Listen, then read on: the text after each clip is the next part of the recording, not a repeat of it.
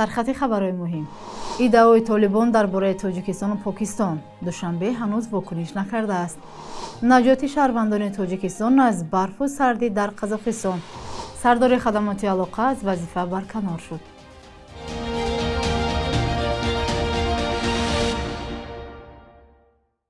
سلام بیننده های عزیز و برنامه نویدی بامدادی خوش آمدید. امروز جمعه 24 ینور مقامات قزاقستان دهها شهروندان بندمانده تاجیکستان، ازبکستان و روسیه را از اثرات برف و سردی نجات دادند. حادثه در ولایت اکتیوبینسک رخ داده است. به اطلاع مقامات مسافربری حامل 82 نفر از جمله 3 کودک در شاهراه سمر چیمکند ویران شده است.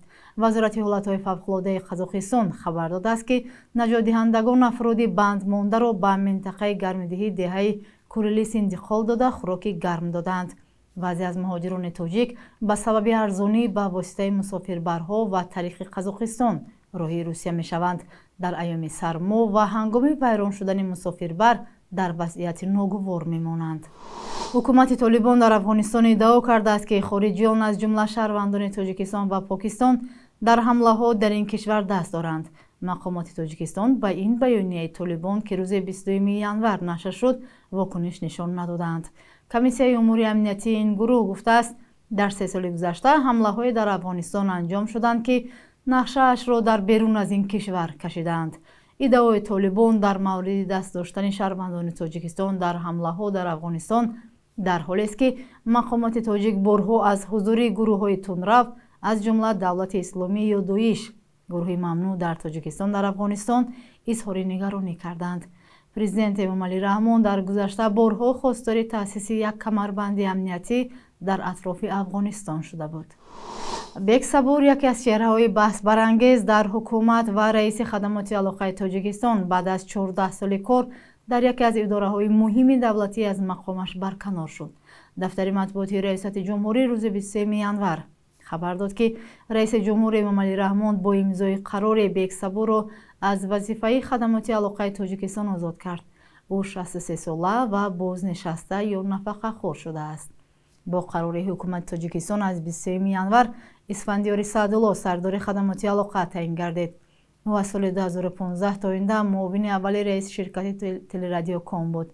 بیگ صبور از سال 2011 رئیس خدمات علاقه بود. او را همچنین پیوسته برای سرعت پست و نرخ بلند استفاده اینترنت، محروم کردن مردم از دسترسی به وبسایت‌های خبری و شبکه‌های اجتماعی تنقید می‌کردند. در قزاقستان می‌خواهند رویخط آنهایی را که با اتهام رشوه‌خواری یا پاره جزا گرفتند در یک سامانه چاپ کنند تا که همه شهروندان نام آنها را دانند و بینند. این نوبت همکاران ما از ساکنان و مهمانان پایتخت پرسیدند که شما به این چی نظر دارید؟ شاید در تاجیکستان هم چنین کار لازم باشد؟ پاسخ را یک جا می‌بینیم. نشان فایده می‌شود حتما برای که این چیز چه شما با رکشاد می‌شود برای آدمایی که حاضر گپی общество می‌رود. تو است общество چه آدم قبول می‌کند وقتی که یک کار کردنی یگان کار کردنی تو اول общество باید فکر کنی. این همه خیلی общество تو نگاه می‌کند. اگر همه خیلی سعی شود مثال آدمایی که کارپسیا کردنیان یا که آدمایی که میدونن که общество بعد همین کارشون کردن و قاپیدن چقدر با قطعی رفتار میکنند ممکنه همین دست گننده تو است این هم پرازرچنس میشود نسبت آدمان تو است نسبت общество بعد نسبت آدمی که همین کار کردنی است یک وای میشه درس میشود که همین کار کردن در کار نیست. خیلی خوب میشد اگر این خیلی چیز شود با ناستر میشد بهتره میشد جهت همین که مقصد خیلی خوب میشد مردم دیگه پارتی نمیکنند با ناستر میشد. پاره خودش خوب نیست. راه اساسی حل نمیشد لیکن خیلی یک درجه برای پیشگیری کردن این واقعه های ناخوش معامله های ناخوش ممکن یاد رساند. من خیلی فکر میکنم میتونن که راه حلشون نگیرن. در تاجیکستان خیلی شنیدگی ما خیلی بسیار آدما را که مقصد فریبگری میکنن نکنی یگان طرحی خیلی ندیدم ولی در کار نباشم چی در کار همین حاضر باشم تا این تنجی تا این آرامی در یگان جا نیست حاضر. شکر الله برکه بعد همین جناب عالی و دوستم جان و همین محله خانه‌های آباد کردم بچم. شکر الله که بچه جان این دیگه میگن این زیادتر را کردن ممکن نیست بچم.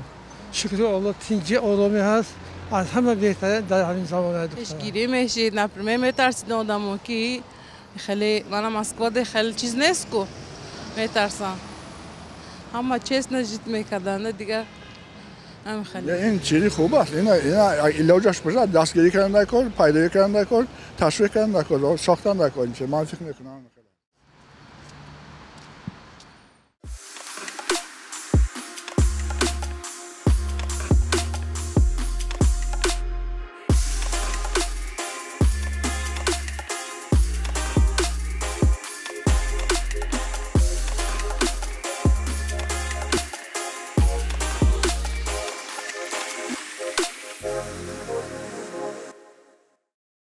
بخش یک روز تاریخ از مهمترین رویداد تاریخی برای امروز خبر می‌دهد.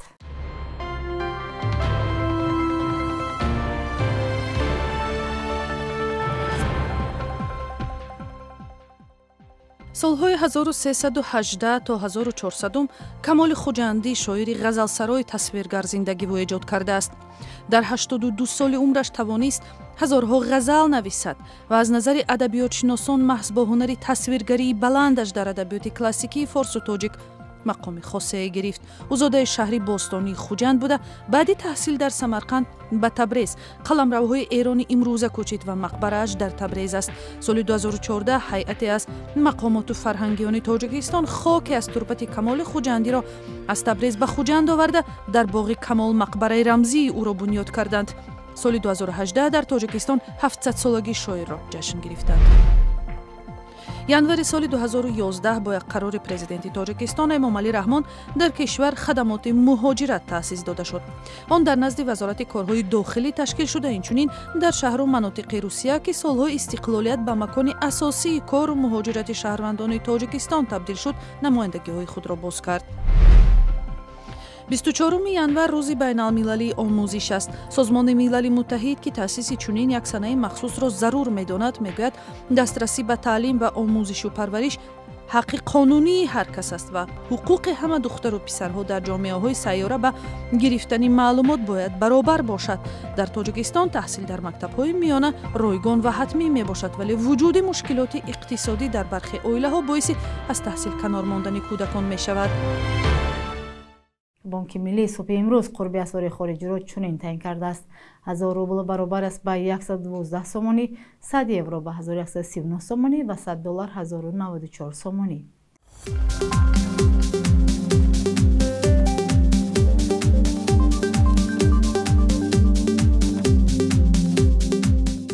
бинандагони азиз, ин охирин барномаи навид дар ҳафтаи равон буд, аммо шумо рӯзҳои истироҳат ҳам метавонед аз сомона ва шабакаҳои иҷтимоии радиозодӣ хабару гузоришҳои навро пайдо намоед.